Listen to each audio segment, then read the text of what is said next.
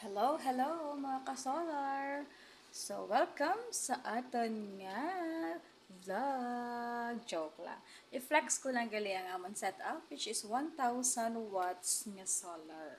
Inverter. Solar with inverter. So, ang gamit namon is Zamdon nga inverter. And, ari ang amon nga setup. Makita nyo siya actually kay naka-glass lang siya. Okay? And nakadto kita sa mga wiring. So, ang wiring namon, wala pa ni siya na-fix mga ka-solar ha. Kay in case, madala lang, mabugnot lang, ma-disassemble lang. In kaso, man, kaya nga akong partner, dugay-dugay, may ginadugang. So, wala na lang na gina-fix. Aring wire naton, ini nakaangot na di siya. Pakadto ni siya sa likod. So, pulawan, ini siya on and off. Ang switch, pakadto sa likod. Kay pulawan. And then, another nga switch naman pakadto dere nga suga. And ini naman, so kuan ko patay na isa ka suga. So temporary para sa isa ka suga didto. And ini nga cord ni para siya sa mga additional blower para cooling sa ngamon nga inverter na hindi siya mainit tamaan sa init. And ano ang iya sini nga madala. So diri nakasaksak ang amon nga freezer, ang amon nga water pump, ang amon nga PC. Diri nakasaksak. Kung nakita nyo ini air valid extension ni siya pakadto dito sa guwa sa pala makakuan namon nga area. Kaya dito nakabotang ang freezer, so hindi kalabot ang cord sa freezer ginidiyahan. So, dari gisaksak. Later, ipakita ko sa inyo. So, hapat ininyo ang wire.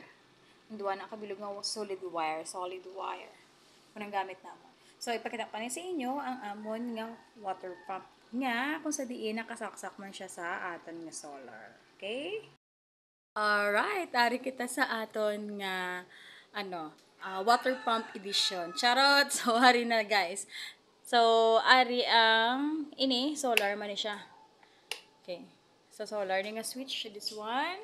Kay ari aton nga sa electricity gid sa Noseco nga supply.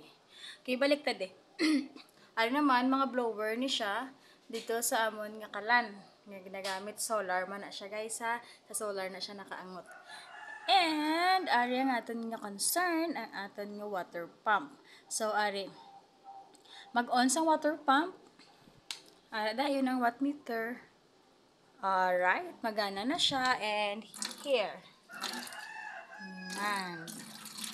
So kung nakita niyo wala kami gagamit sang tangke. So on and off din nga amon nga water pump. Okay, so amo na siya ang kaon.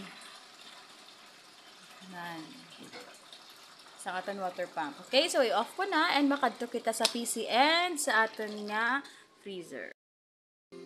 And ari na ta sa aton nga PC. Sorry kalat. Charot may chocolates ko dire. Ara ang aton nga PC. So ang PC nga ni nakasaksak ni siya wait lang kay katunog-tunog.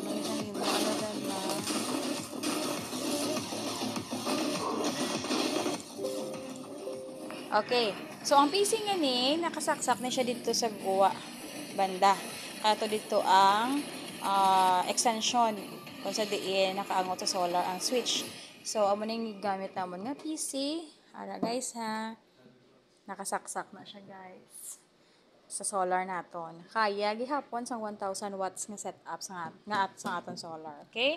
So, pakita ko naman sa inyo ang aton nga freezer. Alright, ari na kita sa aton freezer and PC again nga edition, charot lang. So, kung nakita nyo, may label na siya nga solar. So, both silingon, ini nga wiring, nakaangot ni siya dito sa aton nga solar nga setup. So, kung nakita nyo kagina ang wire, ngayon patandaan ko sa inyo, itong duwa kabilog solid nga, nga wire, amo na siya.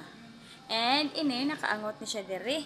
Kung sa diin, nakasaksak si freezer naton. And ang aton nga kaon, base sa aton watt meter is 84.5 watts ang kaon sa aton nga freezer. And, ara nakaangot, ang extension nga kung sa diin nakasaksak naman ang aton nga PC sa sulod. Okay? So, mapati na ka mo? Yes, mapati ka mo. Kaya ginagamit ni siya namon actually. So, open ko ang freezer. Gandargin na siya mga kasolar ha. Okay? And, ara, may unod.